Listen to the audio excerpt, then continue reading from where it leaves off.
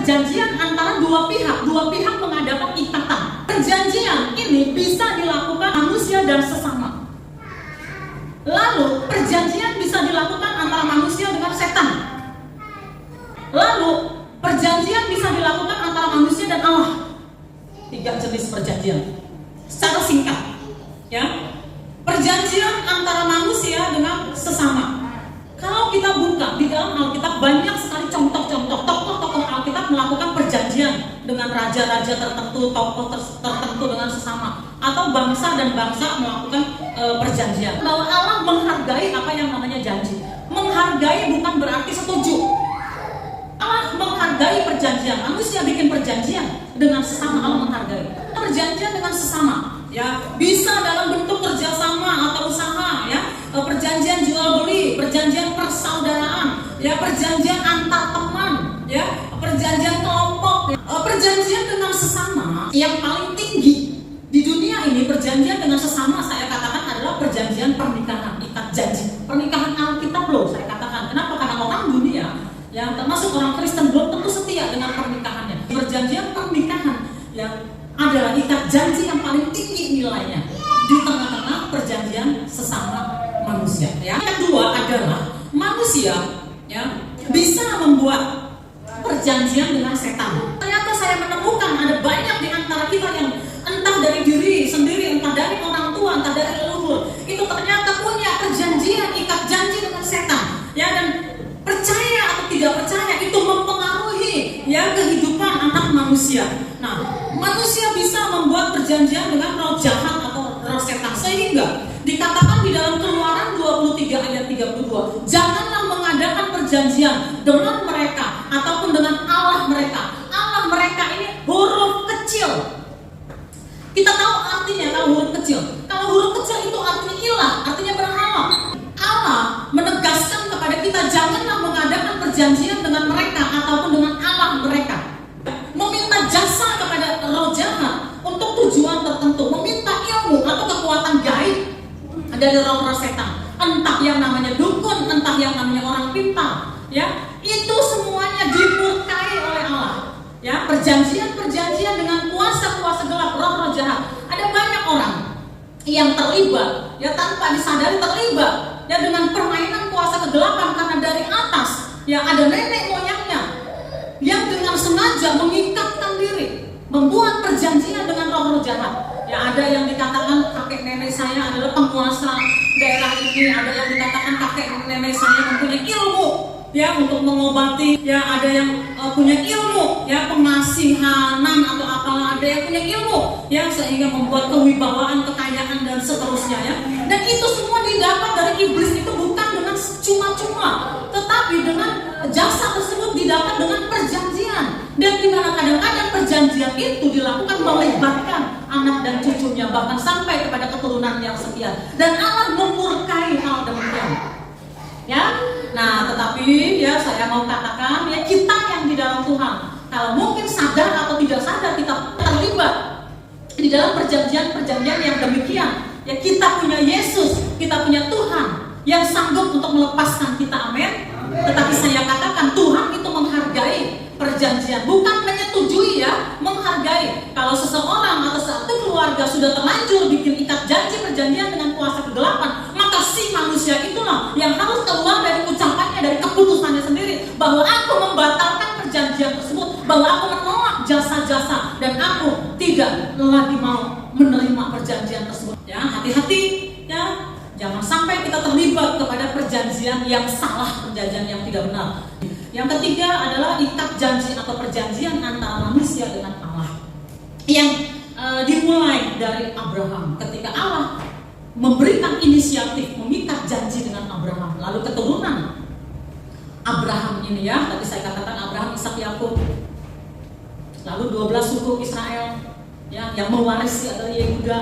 Ya, lalu dari Yehuda turun ke bawah, yang mewarisi adalah Daud, lalu Daud sampai kepada Salomo, lalu kepada raja-raja Yehuda. Tapi sekalipun Allah memberikan janji kepada Abraham, ya, sehingga keturunan dari Abraham ini terlibat di dalam janji Allah. Allah meminta supaya keturunan dari Abraham ini memelihara janji. Jadi ada orang-orang yang tidak memelihara janji, yang mengabaikan perjanjian, akhirnya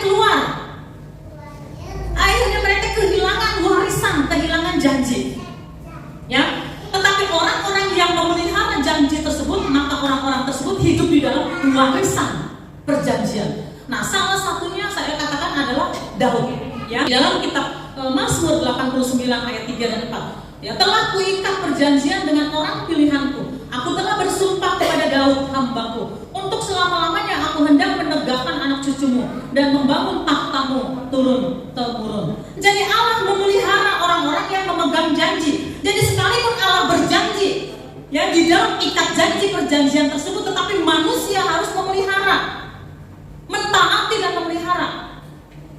Ya, dan itu sampai kepada kita. Kalau saudara adalah orang yang percaya kepada Yesus, maka saudara sebetulnya adalah mewarisi janji Allah kepada Abraham dan kepada Daud. Tetapi sebagaimana Daud, ya, dia mentaati Allah, dia menjaga perjanjian tersebut, sehingga Allah mengulangi janji tersebut kepada Daud. Demikian juga kepada kita.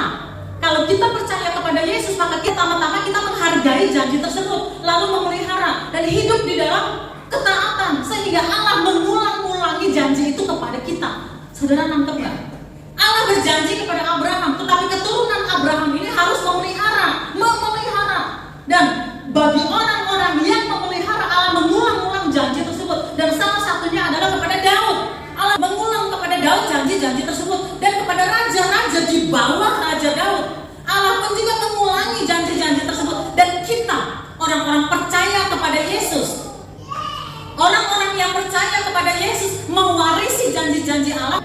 Dan kalau kita menghargai, menghormati janji tersebut, kita memelihara janji tersebut sedemikian dan mentaatinya, maka Allah akan mengulang dan mengulang janji tersebut kepada saudara dan saya.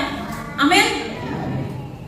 Ya, jadi saya mengharapkan hormati kekristenan saudara. Jangan jadikan kekristenan kita itu hanya sebagai agama. Itu gak akan menyelesaikan apa-apa. Jadi pertama-tama, ya, hormati dulu. Kekristenan kita itu harus militan. Allah menghargai, Allah senang kepada orang-orang yang militan, mempercayai Yesus.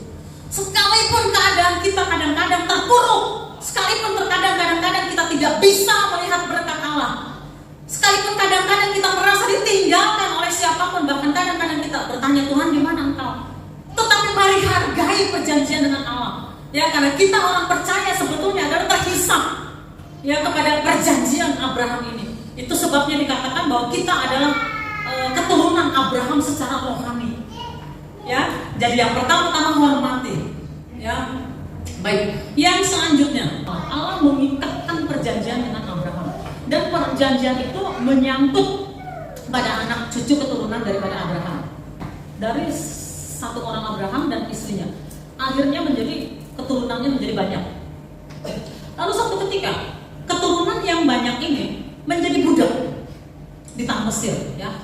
Bangsa Israel menjadi budak di tanah Mesir. Alkitab menuliskan mereka berteriak kepada Allah.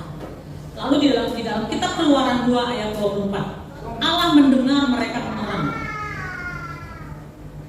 Keluaran 2 ayat 24, Allah mendengar mereka mengerang.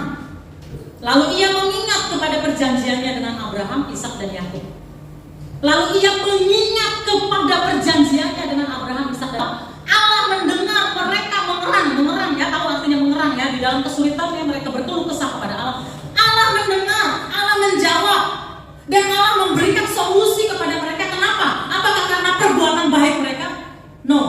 Apakah karena usaha mereka? No. Tetapi karena Allah mengingat perjanjian. Nah, saya mau mengajarkan, saya berdoa, Tuhan tolong supaya setiap kali menyadari, mengerti, menghormati apa arti perjanjian dengan Allah. Bukan berarti silahkan kita berbuat jahat, bukan berarti silahkan kita berbuat semau-maunya, bukan. Ya, beberapa waktu yang lalu saya mengatakan orang dunia berusaha berbuat baik supaya masuk surga. Nah, kita kebalikannya, karena kita sudah diselamatkan, maka wajib kita mengejar kesalehan. Ya, minggu lalu kita mengejar kesalehan kita, ya, hidup kudus, ya, mengejar kekudusan kita, ya, mengejar kesalehan kita. Kenapa? Karena kita sudah dibenarkan, kita sudah menerima hidup kekal. Nah, kalau kita adalah orang yang mengikatkan diri di dalam perjanjian dengan Allah, maka Allah pada satu waktu, pada waktunya, Allah akan mengatakan, aku mengingat perjanjianku dengan engkau, maka aku akan menolong masalahmu. Ini adalah janji Allah yang luar biasa. Mungkin keadaan membuat kita terpuruk. Kalau kita